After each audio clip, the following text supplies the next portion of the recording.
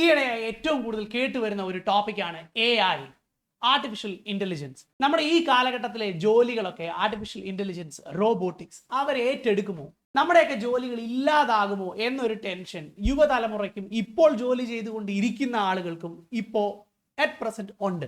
ഇതിനെ എങ്ങനെ ഡീൽ ചെയ്യാം, സത്യാവസ്ഥ എന്താണ്, ഏതൊക്കെ ഫീൽഡിലെ ജോലിയാണ് ഏറ്റവും പെട്ടെന്ന് പോകുക, ഏതൊക്കെ ഫീൽഡുകളിൽ ജോലി പോകാനുള്ള സാധ്യത കുറവാണ്, ഇതാണ് നമ്മൾ ഫോക്കസ് ചെയ്യേണ്ട ആദ്യ വിഷയം. ഇന്നത്തെ നമ്മുടെ ബേസ് ചർച്ച അതിൽ തന്നെ ഫോക്കസ് ചെയ്തുകൊണ്ടാണ്. ഏറ്റവും പ്രധാനമായി നോക്കുന്നത് ജോബ്സ് അറ്റ് ലോവർ റിസ്ക്, ഏറ്റവും കുറഞ്ഞ റിസ്ക് ഉള്ള കാറ്റഗറീസ് എവിടെയാണ്. ചിലപ്പോൾ നമുക്ക് ഇഷ്ടമുള്ള ഫാക്ടറീസ് ആവാം, ചിലപ്പോൾ അല്ലായിരിക്കാം. എന്നാൽ അടുത്ത 5 വർഷം ജോലി പോകാതെ വരുമാനം ഉണ്ടാക്കാൻ പറ്റിയ ഇൻഡസ്ട്രീസ് ഏതാണ്?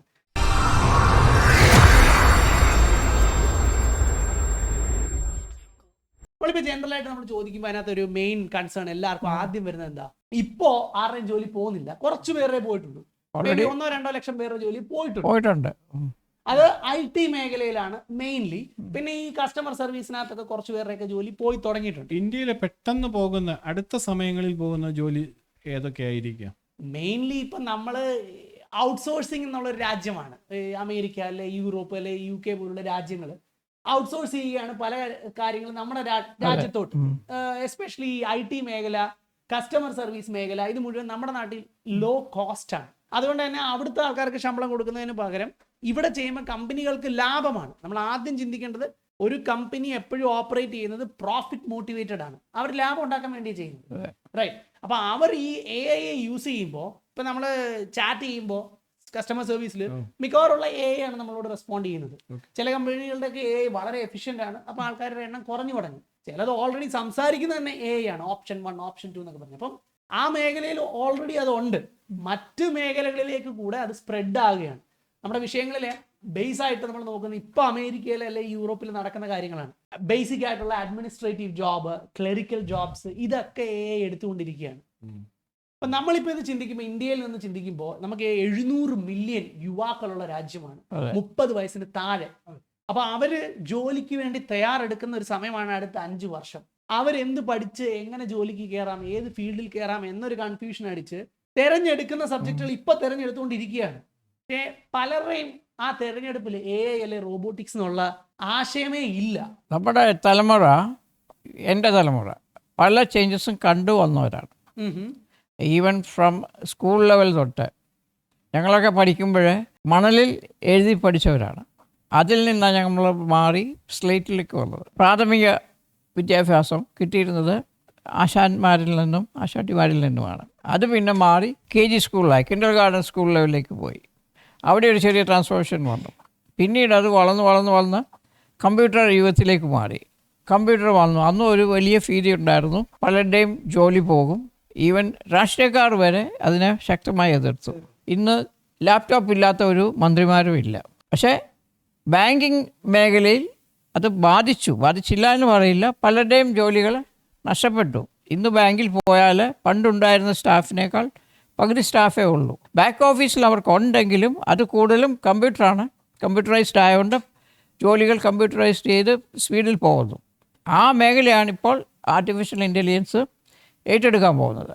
ബാങ്ക് ടെസ്റ്റ് എഴുതി ബാങ്കിങ് ഒരുപാട് ആൾക്കാരുണ്ട്. ഇവരൊന്നും കോർ ബാങ്കിങ്ങിലെ ആൾക്കാരല്ല, സപ്പോർട്ടും അല്ലെങ്കിൽ ബേസിക് ജോലികളുമാണ്. അതെ, ഇവരുടെയൊക്കെയാണ് അടുത്ത 3 വർഷത്തിനുള്ളിൽ ആദ്യം ജോലി പോകാൻ പോകുന്നത്. അല്ലേ? ചോദ്യങ്ങൾ വരുമ്പോൾ എല്ലാവരും ചിന്തിക്കുന്ന കാര്യങ്ങൾ എന്ന് പറഞ്ഞാൽ, എന്റെ ജോലി പോകുമോ അല്ലെ എന്റെ ഫീൽഡ് പോകുമോ എന്നാണ്. ചില ആൾക്കാർ ഇപ്പൊ അത്രയും വൈറ്റ് കോളർ ആയിട്ട് കാണാത്ത ചില ജോലികളുണ്ടല്ലോ, ഈ ഡെലിവറിക്ക് പോകുന്നത്. നമ്മുടെ നാട്ടിൽ അങ്ങനെ വലിയ പ്രസ്റ്റീജ് ഒന്നും കൊടുക്കുന്നില്ല. മറ്റു നാടുകളിൽ എല്ലാ ജോലിക്കും അതിൻ്റെതായിട്ടുള്ള ശമ്പള മാന്യതയുണ്ട്. നമ്മുടെ കുറച്ച് കാണുന്ന കുറെ ജോലികളിൽ ഒന്നാണ്. പക്ഷേ നമ്മുടെ കൾച്ചർ ബേസ് ചെയ്തിട്ട് അവരുടെ ജോലി പോകാൻ പോകുന്നില്ല. കാരണം ഇപ്പം US നമുക്ക് കാണാം, ആമസോണിന്റെ റോബോട്ട്സ് ഡെലിവറിക്ക് പോകുന്നു, ഡ്രോൺസ് ഡെലിവറി ചെയ്യുന്നു. പക്ഷേ ചില സ്ഥലങ്ങളിൽ ആളുകൾ അത് ലൂട്ട് ചെയ്യുന്നുണ്ട്. ആ റോബോട്ടിനെ മറച്ചിടുന്നു, അതിനകത്തുനിന്ന് സാധനം എടുത്തുകൊണ്ട് പോകുന്നു, റൈറ്റ്? അപ്പൊ നമ്മുടെ നാട്ടിൽ വന്നാലും ഏതാണ്ട് അങ്ങനെയൊക്കെ ആയിരിക്കും അവസ്ഥ. ഒരുപാട് പിള്ളേർ സെറ്റൊക്കെ ഉള്ളത് കൊണ്ട് അതെന്തായാലും നടക്കില്ല. ഇപ്പൊ ഡെലിവറിക്ക് ആള് വേണം, അപ്പൊ ആ ജോലി എന്തായാലും ഉണ്ടാവും. ഇന്ത്യ പോലെ ഒരു രാജ്യത്ത് ഈ പറഞ്ഞ പോലെ AI റോബോട്ടും പെട്ടെന്ന് ഇവിടെ അഡോപ്റ്റ് ചെയ്യാൻ പറ്റുമോ? ഇവിടെ കൊണ്ടുവരാനുള്ള സാധ്യതകളുണ്ടോ? അതിനുള്ള ഫിനാൻഷ്യൽ എങ്ങനെയാണ് ഇന്ത്യയെ? അതായത് ഇപ്പൊ നമ്മുടെ നാട്ടിൽ നമ്മൾ നോക്കുകയാണെങ്കിൽ ഫൈനാൻസ് ഇതിനൊരു വലിയ മാനദണ്ഡം തന്നെയാണ്.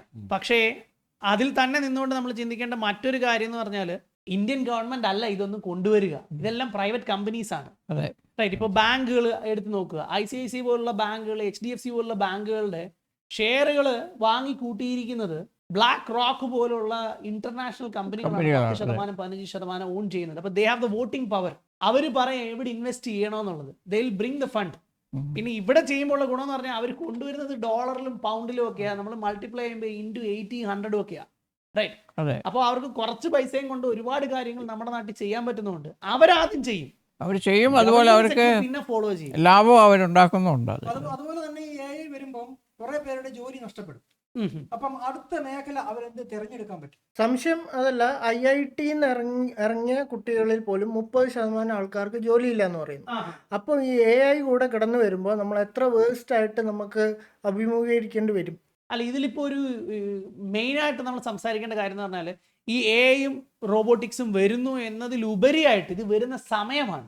എക്കോണമി ലോകം മുഴുവൻ റിസഷനിലോട്ട് അങ്ങോട്ട് ഇറങ്ങി തുടങ്ങുന്ന സമയത്താണ് AI റോബോട്ടിക്സും വരുന്നത്. അപ്പോൾ ഇപ്പോൾ നമ്മളൊരു കമ്പനി നടത്തുന്ന ഒരു വ്യക്തി എന്നുള്ള രീതിയിൽ നമ്മൾ ചിന്തിക്കുകയാണെങ്കിൽ ഇപ്പോൾ എനിക്ക് വരുന്ന പ്രോഫിറ്റബിലിറ്റി കുറവാണ്, അപ്പോൾ എനിക്ക് ഓവർ ഹെഡ് കട്ട് ചെയ്യണം. എങ്ങനെ എനിക്കത് ചെയ്യാൻ പറ്റും? ഓക്കെ, 10 പേർക്ക് ശമ്പളം കൊടുക്കുന്നതിന് പകരം ഒരു AI ആൽഗോരിതം വാങ്ങിച്ചു വെച്ചാൽ അത് നടക്കുമെങ്കിൽ എന്നെ സംബന്ധിച്ച് പ്രോഫിറ്റ് കുറയുമ്പോഴും ബിസിനസ് എങ്ങനെയെങ്കിലും കടിച്ചു പിടിച്ച് മുന്നോട്ട് കൊണ്ടുപോകാം. ഒരു ബിസിനസ്സുകാരൻ അങ്ങനെ ആയിരിക്കും ചിന്തിക്കുന്നത്. അവന് ബാക്കിയുള്ളവരുടെ കുടുംബം നടക്കുന്ന കാര്യം ആലോചിക്കേണ്ട കാര്യമില്ല, കാരണം അവന്റെ കുടുംബം പണയം വെച്ചായിരിക്കും അവൻ ആ ബിസിനസ് തുടങ്ങിയിരിക്കുന്നത്. അപ്പൊ അത് പൊട്ടിപ്പോവാതിരിക്കാൻ വേണ്ടി എങ്ങനെ അവൻ നിർത്തണം. അവനെ സംബന്ധിച്ച് ആ ബിസിനസ് ഈ വരുന്ന സാമ്പത്തിക മാന്ദ്യം കടന്നു കയറിയാലേ വീണ്ടും ഒരു 100 പേർക്ക് ജോലി കൊടുക്കാൻ പറ്റുന്ന, 1000 പേർക്ക് ജോലി കൊടുക്കാൻ പറ്റുന്ന രീതിയിലേക്ക് വളരാൻ പറ്റുള്ളൂ. അതുപോലെ കമ്പ്യൂട്ടർ ഫീൽഡ് വന്നു കഴിഞ്ഞ ഒരു 10-25 വർഷം കഴിഞ്ഞിട്ടാണ് അത് കുറച്ച് ഉന്നതിയിലായിട്ട് വന്നത്. ഈ AI അങ്ങനെ താമസം എടുക്കുമോ അതോ പെട്ടെന്ന് തന്നെ സ്പ്രെഡ് ചെയ്യും? സാധ്യത കുറവാണ്. കാരണം ഇപ്പൊ കമ്പ്യൂട്ടർ മേഖല അല്ലെങ്കിൽ ഇന്റർനെറ്റ് എന്നൊക്കെ പറയുന്നത് ആദ്യം അതൊന്ന് ഡെവലപ്പായി വരാനും എല്ലാ കാര്യങ്ങളും മനുഷ്യനാണ് ചെയ്യുന്നത്. ഇപ്പൊ AI നമ്മൾ ട്രെയിൻ ചെയ്യുന്നത് മനുഷ്യന്മാരാണെങ്കിലും ഇപ്പൊ ലേറ്റസ്റ്റ് സ്റ്റേജിലെ ആൽഗോറിതംസ് നമ്മൾ സെറ്റ് ചെയ്യുന്നത് ഓൾറെഡി ഇന്റർനെറ്റിൽ എക്സിസ്റ്റിംഗ് ആയിട്ടുള്ള ഡേറ്റ അത് യൂസ് ചെയ്ത് സ്വന്തമായിട്ട് ട്രെയിൻ ചെയ്യാന്നുള്ള രീതിയിലാണ്. ഇപ്പൊ റീസെന്റ് ഫേസ്ബുക്ക് കസ്റ്റമർ ഡേറ്റ മുഴുവൻ AI ട്രെയിൻ ചെയ്യാൻ ഉപയോഗിച്ചിരുന്നു എന്നുള്ളതാണ് കോമഡി. ഫേസ്ബുക്കിന്റെ മെജോറിറ്റി ഓഫ് യൂസേഴ്സ് ഇന്ത്യയിൽ നിന്നാണ്. അപ്പൊ നമ്മളെയൊക്കെ ഇത് യൂസ് ചെയ്യുന്ന ആൾക്കാരുടെ ഡേറ്റ വെച്ച് അത് ട്രെയിൻ ചെയ്തിരിക്കുന്നത്. അപ്പൊ ഓൾറെഡി AIക്ക് അറിയാം ആരോട് എങ്ങനെ സംസാരിക്കണം എന്നുള്ളത്. അത് പറഞ്ഞു വരുമ്പം AI പോസിറ്റീവ് ആയിട്ടാണോ നെഗറ്റീവ് ആയിട്ടാണോ നമ്മളെ കൂടുതൽ ബാധിക്കുക? അല്ല, ആക്ച്വലി 95% ആളുകൾക്ക് എന്തായാലും അത് നെഗറ്റീവാണ്. കാരണം എന്ന് പറഞ്ഞു കഴിഞ്ഞാൽ ഇപ്പൊ നമ്മൾ ചിന്തിക്കൂ, ബ്ലോക്ക് ചെയിൻ ടെക്നോളജി, ക്രിപ്റ്റോ എന്ന് പേര് പറഞ്ഞ് നെഗറ്റീവായിട്ട് കാണുന്നതാണ്. മറ്റു രാജ്യങ്ങളിൽ ഓൾറെഡി ലാൻഡ് രജിസ്ട്രി എന്ന് വെച്ചാൽ നമ്മളിവിടെ സ്ഥലം വാങ്ങുന്ന ആധാരം അങ്ങനെയുള്ള പരിപാടിയൊക്കെ അതിനകത്താണ്. കാരണം എന്താ, ഇവിടെ ഒരു സ്ഥലം വാങ്ങാൻ പോകുന്നതിന് മുമ്പ് 1000 കാര്യം ചെക്ക് ചെയ്യണം, അല്ലെ അവന്റെ പൈസ പോയി. റൈറ്റ്. അവിടെ അതില്ല. ബ്ലോക്ക് ചെയിനിൽ കയറി ഇന്ന ആൾക്കാർ ഇന്ന ആളുടെ ഇന്ന് പോയി എന്ന് പറഞ്ഞാൽ ആർക്കും ആ നെറ്റ്വർക്കിൽ കയറിയ കാണാം അതിന്റെ കറണ്ട് ഓണർ ആരുടെ കയ്യിൽ നിന്ന് ആര് വാങ്ങിച്ചു എന്നുള്ളത്. ഇവിടെ കറപ്ഷൻ ഉള്ളത് കൊണ്ട് അത് പറ്റില്ല. ഈ ചൈനയിലുള്ള ഡീപ് സീക്ക് എന്ന് പറഞ്ഞൊരു സോഫ്റ്റ്വെയർ അവർ ഓൾറെഡി ഇറക്കി അത് അവർ ഓപ്പണാക്കി കസ്റ്റമേഴ്സിന് കൊടുത്തിരിക്കുകയാണെന്ന് ഞാൻ കേട്ടത്. അത് അവർ ഡേറ്റ മറ്റെല്ലായിടത്തുനിന്നും കളക്ട് ചെയ്യുന്ന അവർ ഓപ്പണായിട്ട് പറയുകയും ചെയ്യുന്നുണ്ട്.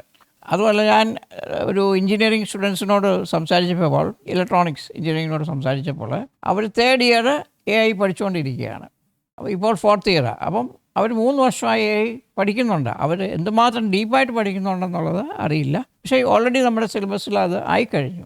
അല്ല, റോബോട്ട് വന്ന സമയത്ത് കൂടുതലും മാനുഫാക്ചറിങ് യൂണിറ്റുകളിലൊക്കെയാണ് അത് ആദ്യം ഉപയോഗിച്ചത്. അപ്പം AI വരുമ്പം ഇതുപോലുള്ള ചെറിയ ചെറിയ കാര്യങ്ങൾക്ക് വരെ അതിനെ ഡിപ്പെൻഡ് ചെയ്യുവാണെങ്കിൽ വലിയൊരു ബുദ്ധിമുട്ടിലേക്ക് അത് തന്നെ നയിക്കത്തില്ലേ നമ്മുടെ യുവാക്കൾക്ക്? ഏറ്റവും കൂടുതൽ പൈസ കയറി ഇറങ്ങുന്ന ഇൻഡസ്ട്രി ഫൈനാൻസ് ആണ്. ഗോൾഡ്മാൻ സാക്സ് അല്ലെങ്കിൽ JP മോർഗൻ പോലുള്ള ബാങ്കുകൾ ഓൾറെഡി പറഞ്ഞു 1300 സ്റ്റാഫുകളുള്ള സ്ഥലത്ത് ഇനി 3 പേര് ഈ ആൽഗോറിതംസ് വെച്ച് AI റൺ ചെയ്യാനുണ്ടെങ്കിൽ ആ ജോലികളെല്ലാം ആവും. എന്ന് വെച്ചാൽ ഒരു ഫൈനാൻഷ്യൽ റിപ്പോർട്ട് ഒരു കമ്പനി ഇറക്കുമ്പോൾ 10-20 എഞ്ചിനീയേഴ്സ്, ഫൈനാൻഷ്യൽ എഞ്ചിനീയേഴ്സ് പല ഏരിയയിൽ ഡിപ്പാർട്ട്മെന്റ് ഇരുന്നിട്ട് അവരുടെ ഏർണിങ്സ് ഒരാൾ നോക്കുന്നു, പ്രോഫിറ്റബിലിറ്റി ഒരാൾ നോക്കുന്നു, ഏത് ഷെയർ വാങ്ങണമെന്ന് അവർ തീരുമാനിക്കുന്നത് അങ്ങനെയാണ്. ഇത് ആ AI-ലോട്ട് ഈ PDF അങ്ങോട്ട് ഇട്ട് കൊടുക്കുന്നുണ്ടെ 5 മിനിറ്റ് കൊണ്ട് അത് ഫുൾ അനലൈസ് ചെയ്ത് പ്രോഫിറ്റബിൾ ആയിരിക്കുമോ ഈ company based on the history എന്നുള്ളത്. ബേസിക്കലി ഇപ്പം വലിയ കമ്പനികളൊക്കെ ക്വാർട്ടർലി ബാലൻസ് ഷീറ്റ് ആയിരുന്നു വന്നുകൊണ്ടിരുന്നത്. ഇനി അവർക്ക് വേണമെങ്കിൽ ഡെയിലി ബാലൻസ് ഷീറ്റ് വരാനുള്ള സാധ്യതയുണ്ട്. മോണിറ്ററിങ് മാർക്കറ്റ് അത്രയും അതുപോലെ ആയി. volatile ചെയ്യും. ഇനിയിപ്പോൾ നമ്മുടെ ചെറുപ്പക്കാർ മിക്ക ഓണ്ടർപ്രണർ ആകുകയാണ്, സ്വന്തമായിട്ട് ബിസിനസ് കണ്ടെത്തുക അല്ലെങ്കിൽ ആ ഒരു ഫീൽഡിൽ ആണെന്ന് തോന്നുന്നു സാധ്യത കൂടുതലും. കാര്യം ഇതുപോലുള്ള ഒരു ജോലി ചെയ്യുക എന്ന് പറഞ്ഞാൽ ഈ AI വന്നു കഴിയുമ്പോൾ അത് വലിയൊരു ബുദ്ധിമുട്ടായിട്ട് മാറും. അപ്പോൾ പിന്നെ സ്വന്തമായിട്ട് എന്തെങ്കിലും ഒരു തൊഴിൽ, എന്താ പറയുക, ഒരു ബിസിനസ് എന്നുള്ള ഒരു ഇതിലൊരു ചിന്തയിലോട്ട് പോകത്തില്ല. അല്ല, ഓരോരോ ഫീൽഡിൽ ഓരോന്നായിരിക്കും, പക്ഷേ ജോലികൾ പോകുന്നതിന്റെ അളവ് വളരെ കൂടുതലായിരിക്കും. കാരണം നമ്മുടെ ഇന്ത്യയുടെ ഒരു പ്രശ്നം എന്ന് പറഞ്ഞാൽ ബേസിക് ജോലികളാണ് മെജോറിറ്റിയും ചെയ്യുന്നത്. കോർ അല്ലെങ്കിൽ ഏറ്റവും ടെക്കി ആയിട്ടുള്ള ആൾക്കാർ വളരെ കുറവാണ്. അവരുടെ ജോലി മേ ബി ഒരു 5-10 വർഷം വരെ സേഫ് ആയിരിക്കാം. പക്ഷേ ബേസ് എൻട്രി ലെവൽ ജോലികൾ ചെയ്യുന്ന ആൾക്കാരുണ്ടല്ലോ, അത് അഡ്മിനിലാവാം, അക്കൗണ്ട്സിലാവാം, കസ്റ്റമർ സർവീസിലാവാം, മാനുഫാക്ചറിങ്ങിലാവാം, എല്ലായിടത്തും ഓൾറെഡി പോയിക്കൊണ്ടിരിക്കുകയാണ്. നമ്മുടെ നാട്ടിൽ വരെ ഇപ്പം ബ്രിട്ടീഷ് കരിക്കുലം പഠിപ്പിക്കുന്നു, അല്ലെ അമേരിക്കൻ സിലബസ് പഠിപ്പിക്കുന്നു എന്ന് പറയുമ്പോൾ ഇവിടുത്തെ തലമണ്ട വേണ്ട, അവിടുത്തെ തലമണ്ട മതി എന്ന് കുറച്ച് പേര് ഓൾറെഡി ഡിസൈഡ് ചെയ്ത് കഴിഞ്ഞു. ഇപ്പോ അതിനും ക്ലാസ്സുകൾ വീഡിയോ ആയിട്ട് തുടങ്ങി. അപ്പൊ കുറച്ച് കഴിയുന്ന ഇത് റെക്കോർഡ് ചെയ്തിട്ട് ആള് വന്നിരിക്കും. അത് കഴിയുന്ന ഓൾറെഡി പല AI-യിലും AI അവതാറാണ് വീഡിയോ ന്യൂസ് വായിക്കുന്നത്. അവർക്കൊരു സ്റ്റാഫിനെ പോലും വേണ്ട. നമ്മളിപ്പോൾ AI-യിൽ ക്ലിപ്സ് ഒക്കെ ഉണ്ടാക്കുന്നു അല്ലെ കാണുന്നു.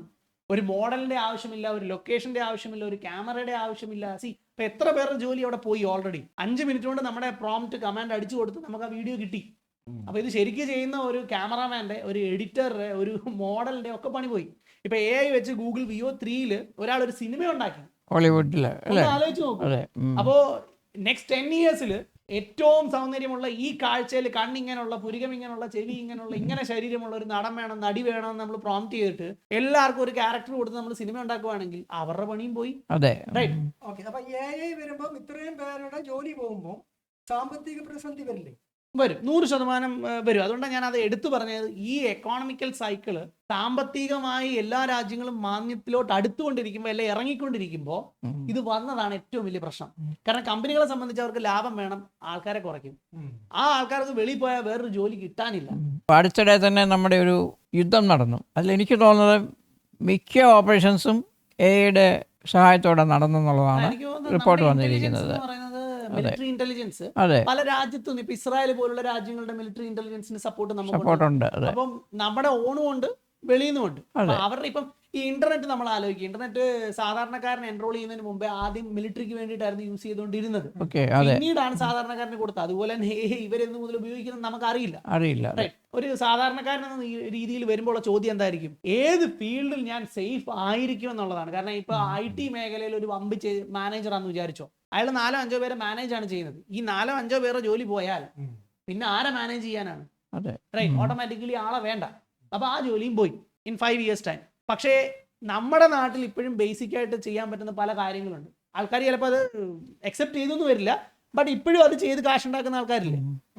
ഇപ്പൊ സെയിൽസ്, നേരത്തെ താങ്കൾ പറഞ്ഞതിനകത്ത് ഒരു വലിയൊരു എക്സാമ്പിൾ ആണ്. കാരണം വിൽക്കണമെങ്കിൽ ഹ്യൂമൻ ഇമോഷൻ മനസ്സിലാക്കി നോക്കി നമ്മൾ കാണുന്ന ആളോട് എങ്ങനെ സംസാരിക്കുന്നു, അയാളുടെ ഇമോഷൻ ടച്ച് ചെയ്ത് വേണം, അയാളുടെ നെഞ്ചിൽ കയറി വേണം ഇത് വിൽക്കാൻ. അതിനൊരു സെയിൽസ് കഴിവുള്ള ഒരു മനുഷ്യനാണെങ്കിൽ ഇംപ്രൂവ് യുവർ സെയിൽസ് സ്കിൽ. നിങ്ങൾ അതിനകത്ത് എക്സലന്റ്. അത് സെയിം തന്നെയാണ് ഈ മെഡിക്കൽ ഫീൽഡും. നമ്മൾ ഈ ഡോക്ടർ കൺസൾട്ടേഷൻ വരുമ്പോൾ ഇപ്പം ടെലി കൺസൾട്ടേഷൻ ഉണ്ട്. അത് തന്നെ ആർട്ടിഫിഷ്യൽ ഇന്റലിജൻസ് കൺസൾട്ടേഷൻ വരുമ്പോൾ സർജറി ഒക്കെ ഉണ്ടല്ലോ, പലരും താല്പര്യപ്പെടുന്നത് ഫേസ് ടു ഫേസ് കൺസൾട്ടേഷനാണ് പെടുന്നത്. അതുപോലെ ഈ റോബോട്ടിക് സർജറി വരെ ചെയ്യുന്നത് ആർട്ടിഫിഷ്യൽ ഇന്റലിജൻസ്. നമുക്ക് ആ പേഷ്യൻസിന് ആ വിശ്വാസം ഇതുവരെ അങ്ങോട്ട് വന്നിട്ടില്ല. ഫാർമസി ഒക്കെ ആണെങ്കിലും മനസ്സിലായി. അത് ആ ഫീൽഡിലേക്ക് വരുന്നതിന് സമയമെടുക്കും, but eventually will reach there, അവിടെ എത്തും. ഈവൻ നമുക്ക് മെഡിക്കൽ സെക്ടറിലും ഇപ്പം റേഡിയോളജിസ്റ്റ്, പത്തോളജിസ്റ്റ്, മൈക്രോബയോളജിസ്റ്റ് ഈ ഏരിയയിലെ ജോലികൾ പോകാനുള്ള ചാൻസ് കൂടുതലാണ് AI കടന്നു വരുമ്പോൾ. കാരണം ഹ്യൂമൻ എറർ നമുക്ക് അവോയ്ഡ് ചെയ്യാൻ പറ്റും. അതിലെന്തെങ്കിലും അഭിപ്രായം? അല്ല, അത് വികസിത രാജ്യങ്ങളിൽ ഓൾറെഡി അതൊക്കെ ഈവൻ സർജറി വരെ AI റോബോട്ടിക്സും കമ്പൈൻ ചെയ്തിട്ട് അവർ ഓൾറെഡി ചെയ്യുന്നുണ്ട്. റൈറ്റ്. ഇപ്പോൾ പല അതുപോയിട്ട് ബേസിക് കാര്യങ്ങൾ വരെ, വെയർ ഹൗസ് ജോബ്സ് വരെ നമ്മൾ കണ്ടു. ചൈനയിൽ ഇരുന്ന് ഒരു ഓപ്പറേറ്റ് ചെയ്യുന്നത് എന്തോ കുപ്പിയൊക്കെ എടുത്ത് വെക്കുന്നത്. പിന്നെ ജപ്പാനിൽ ഇരുന്നിട്ട് അവർ ലോകത്തെ പല രാജ്യത്തെയും ക്രെയിനുകൾ ഓപ്പറേറ്റ് ചെയ്യുന്നു അവിടെ ഇരുന്നുകൊണ്ട്. റൈറ്റ്. അപ്പൊ ഇതെല്ലാം ആർട്ടിഫിഷ്യൽ ഇന്റലിജൻസിന്റെ ഒരു വലിയ എക്സലൻസ് ആയിട്ട് തന്നെ നമ്മൾ ചിന്തിക്കുകയും കാണുകയും വേണം ബേസിക്. പക്ഷേ നമ്മുടെ നാട്ടിൽ ഇപ്പൊ ആക്സസിബിൾ ആയിട്ട് എന്ത് ജോലിയിലേക്ക് ഇറങ്ങിയാൽ അടുത്ത 5 വർഷത്തേക്ക് പോകുക എന്നുള്ള ചോദ്യത്തിന് വരുമ്പോ അഗ്രികൾച്ചർ എന്നുള്ളത് ഒരു വലിയ കാര്യമാണ്. റൈറ്റ്. പലരും കുറച്ച് അല്ലെ തരം താഴ്ത്തി കാണുന്ന ഒരു ഫീൽഡ് ആണെങ്കിൽ പോലും ഇവിടെ നമുക്കിപ്പോ AI competition four 5 years 10 years കുറവാണ്. മീം കൊണ്ട് വിൽക്കുന്ന പരിപാടി, റോബോട്ടായിട്ട് വന്ന് മീൻ പിടിച്ച് കൊണ്ടുവരുന്നൊന്നും ഞാൻ ഇപ്പൊ പ്രതീക്ഷിക്കുന്നില്ല അടുത്ത 5 വർഷത്തേക്ക്. അതുകൊണ്ട് തന്നെ ആ ഫീൽഡും നല്ലതാണ്. 2, 3 ഈ തെങ്ങ കയറ്റം റോബോട്ട് കയറുന്ന സമയം ഉണ്ടാവും, പല രാജ്യങ്ങളും ചിലപ്പോൾ ഓൾറെഡി ചെയ്യുന്നുണ്ടാവും. പക്ഷെ നമ്മുടെ ഇവിടെ ലേബർ കോസ്റ്റ് അത്ര കുറവായതുകൊണ്ട് ഒരു റോബോട്ടിനെ കൊണ്ടുവന്ന് ചെയ്യിക്കുന്നതാണോ ആളെ കൊണ്ട് ചെയ്യുന്നതാണോ ലാഭമെന്ന് നോക്കുമ്പോൾ ഇതൊക്കെ ഇപ്പോഴും ലാഭമാണ്. അപ്പൊ ഇപ്പൊ അടുത്ത 5 വർഷത്തിനുള്ളിൽ ഇതിന് പൊസിഷൻ ചെയ്ത് ഈ അഗ്രികൾച്ചറിനോ ഈ ഫിഷറീസിലോ ഇറങ്ങുന്ന ആളുകളെ സംബന്ധിച്ച് നാളെ ജോലി പോയി തിരിച്ചു വരുന്ന വലിയ വലിയ എഞ്ചിനീയേഴ്സിനും മാനേജേഴ്സിനും കൃഷിക്കാരായിട്ട് ജോലി കൊടുക്കുന്ന ആളായിട്ട് മാറാൻ പറ്റും. ശരി, അങ്ങനെയാണെന്നുണ്ടെങ്കിൽ ഇത് കാണുന്ന മാതാപിതാക്കൾക്ക് ഒരു തോന്നലുണ്ട്, എനിക്ക് എന്റെ മക്കൾക്ക് ഇത് വേണ്ട എന്ന് തോന്നിയാൽ അടുത്ത ജനറേഷന് ഏത് ഫീൽഡ് തിരഞ്ഞെടുത്താൽ, ഇപ്പൊ പഠിത്തക്കാലത്ത് തന്നെ ഏത് ഫീൽഡ് തിരഞ്ഞെടുത്താൽ, ഇപ്പം പറഞ്ഞ അനുസരിച്ച് AI പഠിക്കണം, അത് ഏത് രീതിയിലാണെന്ന് പറഞ്ഞ് മനസ്സിലാക്കിയാൽ നന്നായി. താൽക്കാലികമായിട്ട് നോക്കുവാണെങ്കിൽ ഈ AI ആപ്സ് ഡെവലപ്പ് ചെയ്യുക, AI വെബ്സൈറ്റ്സ് ഡെവലപ്പ് ചെയ്യുക, ഈ തലത്തിലേക്ക് നിങ്ങൾക്ക് തലയുണ്ടെങ്കിൽ actually it's good for you. കാരണം നിങ്ങൾ ഫോക്കസ് ചെയ്യുന്നത് AI ഡെവലപ്മെന്റിലേക്കാണ്. കമ്പനികൾക്ക് വേണ്ടത് നിങ്ങളെ പോലുള്ള ആൾക്കാരെയാണ്. നിങ്ങൾക്ക് ജോലിയുണ്ട് 100%, പക്ഷേ ബേസിക് കോഡിങ് ഓൾറെഡി AI ചെയ്തു തുടങ്ങി. നമുക്ക് എന്താ വേണ്ടെന്ന് ചോദിക്കുമ്പോൾ AI തന്നെ ചെയ്തു തരികയാണ്. അത് ഈ ലാസ്റ്റ് 3-4 വർഷം കൊണ്ട് വന്ന ഇമ്പ്രൂവ്മെന്റ് ആയിരിക്കില്ല അടുത്ത 5 വർഷം കൊണ്ട്, വളരെ സ്പീഡായിരിക്കും. കാരണം ആ ഇമ്പ്രൂവ്മെന്റ് ചെയ്യുന്നത് AI ആണ്. ഹ്യൂമൻ ഇന്റലിജൻസ് അല്ല അവിടെ വർക്ക് ചെയ്യുന്നത്, ക്വിക്ക് ആണ്. അവന് വീട്ടിൽ പോകണം, ഉറങ്ങണം. AIക്ക് അതൊന്നും ഇല്ല. AI റോബോട്ടും വന്നു കഴിഞ്ഞാൽ നമ്മുടെ പേഴ്സണൽ സ്കിൽസ് നമുക്ക് പ്രസന്റ് ചെയ്യാൻ പറ്റില്ലല്ലോ, ഡെവലപ്മെന്റ് നടക്കുകയില്ലല്ലോ അങ്ങനെ വരുമ്പോൾ. അല്ല, ഒരുപാട് സ്ഥലങ്ങളിൽ ഇപ്പൊ അതൊക്കെ മാറി. ഈ എന്താ ഈവൻ ചൈനയിൽ എടുത്താൽ നേരത്തെ ഞാൻ പറഞ്ഞ എക്സാമ്പിൾ, അവിടെ ലോ ആൻഡ് ഓർഡർ വരെ റോബോട്ട് പട്ടി 2 തോക്കും വെച്ചാ വരുന്നത്, റൈറ്റ്? അപ്പോ ഒരു ലൈൻ ക്രോസ് ചെയ്യരുതെന്ന് പറഞ്ഞു കഴിഞ്ഞാൽ നമ്മൾ നോക്കും ഒരു പ്രായമുള്ള സ്ത്രീയാണ്, അല്ലെ അമ്മയും കുഞ്ഞുമാണ്, ഈ വെടിവെക്കല്ലേ. റോബോട്ടിനൊന്നുമില്ല, ആ ലൈൻ ക്രോസ് ചെയ്താൽ ടക്ക് കഴിഞ്ഞു, മുട്ടിന് താഴെ ഹൈ ആക്യുറസി. അപ്പൊ ആ ഒരു ഇമോഷണൽ ഹ്യൂമൻ ടച്ച് ഇല്ലാതാവും, ബട്ട് ടോട്ടൽ കൺട്രോൾ ആയിട്ട് വരും. പൊളിറ്റീഷ്യൻസിനും ബ്യൂറോക്രാറ്റ്സിനും അതാണ് താല്പര്യം, റൈറ്റ്? അപ്പം ആ ഒരു രീതിയിലേക്ക് നമ്മൾ പോകുമ്പോൾ നമുക്ക് ചിന്തിക്കേണ്ടത് ഈവൻ സെലിബ്രിറ്റീസിനെ വരെ ഇത് എഫക്ട് ചെയ്ത് തുടങ്ങുന്ന ഒരു സമയം വരുമ്പോൾ പിടിച്ചു നിൽക്കാനുള്ള ഫീൽഡാണ്. ഇപ്പൊ പല ആൾക്കാരും ചോദിക്കും, പിന്നെ ഇത് തനിക്ക് വല്ല കുഴപ്പമുണ്ട് അഗ്രികൾച്ചർ ഫിഷറീസ് എന്നൊക്കെ. അമേരിക്കയിലെ നിങ്ങൾ വെറുതെ ഗൂഗിളിൽ കയറി ഒന്ന് ടൈപ്പ് ചെയ്ത് നോക്കണം, അമേരിക്കയിലെ ലാർജസ്റ്റ് ഫാം ലാൻഡ് ഓണർ ആരാന്ന് നോക്കണം. ബിൽ ഗേറ്റ്സ് ആണ്, ബില്യനേഴ്സ് ആണ് അവിടെ ഏറ്റവും കൂടുതൽ ഫാം ലാൻഡ് വാങ്ങിച്ചു കൂട്ടുന്നത്. What do they know? അവരിത് മുൻകൂട്ടി കണ്ട, അവന്റെ മൈക്രോസോഫ്റ്റും കമ്പ്യൂട്ടറും ഇനി അധികം ആൾക്കാർ വാങ്ങേണ്ടി വരില്ല, കൂടുതൽ ആൾക്കാർക്ക് ഉപയോഗം ഉണ്ടെങ്കിലേ വാങ്ങേണ്ടി വരുന്നുള്ളൂ. ഫാം ലാൻഡിൽ നിന്നാണ് ഏറ്റവും കൂടുതൽ വരുമാനം വരിക എന്ന് അവർ കണ്ടുപിടിച്ച് തീരുമാനിച്ചു. അപ്പോ ഇന്നത്തെ ഈ ചർച്ചയില് നിങ്ങളോട് ഞങ്ങൾക്ക് ചുരുക്കമായിട്ട് പറയാനുള്ളത്, വൈറ്റ് കോളർ ജോബ് അല്ലെ ഈഗോ എന്നൊരു സാധനം മാറ്റിവെച്ച് അടുത്ത 5, 10, 15 വർഷത്തേക്ക് മുൻകൂട്ടി ചിന്തിച്ച് ഈ രീതികളിലേക്ക് മാറാൻ നമുക്ക് പറ്റിയില്ല എങ്കിൽ നിങ്ങൾ എടുത്തു വെക്കുന്ന പഠിച്ചു വെക്കുന്ന സ്കില്ലുകൾ വേസ്റ്റ് ആയി പോകും. ആ സമയത്തും ഒരു വരുമാനം ഉണ്ടാക്കുക, നമ്മുടെ കുടുംബത്തെ പുലർത്തുക എന്ന ഐഡിയ ഉണ്ടെങ്കിൽ നിങ്ങൾ തന്നെ ചിന്തിക്കുക. ഇപ്പോൾ പറഞ്ഞ പോലെ അഗ്രികൾച്ചർ, ഫിഷറീസ്, തെങ്ങേക്കയറ്റം ഇതൊന്നും കുറച്ചു കാണേണ്ട കാര്യമല്ല. കാരണം അടുത്ത വരും 3 വർഷം 5 വർഷത്തേക്ക് നമ്മുടെ നാട്ടിൽ വരുന്ന വ്യതിയാനങ്ങളിൽ ഇതൊക്കെ ആയിരിക്കും ഏറ്റവും കൂടുതൽ. ഇതിൽ കൂടുതൽ പുതിയ ആശയങ്ങൾ നിങ്ങൾക്ക് തോന്നുന്നുണ്ട് എങ്കിൽ കോമന്റ് സെക്ഷനിൽ അറിയിക്കുക. അതുപോലെ തന്നെ ഈ ചർച്ച നിങ്ങൾക്ക് വാല്യൂ എന്ന് തോന്നിയിട്ടുണ്ടെങ്കിൽ ഹിറ്റ് ദാറ്റ് ലൈക്ക് ബട്ടൺ.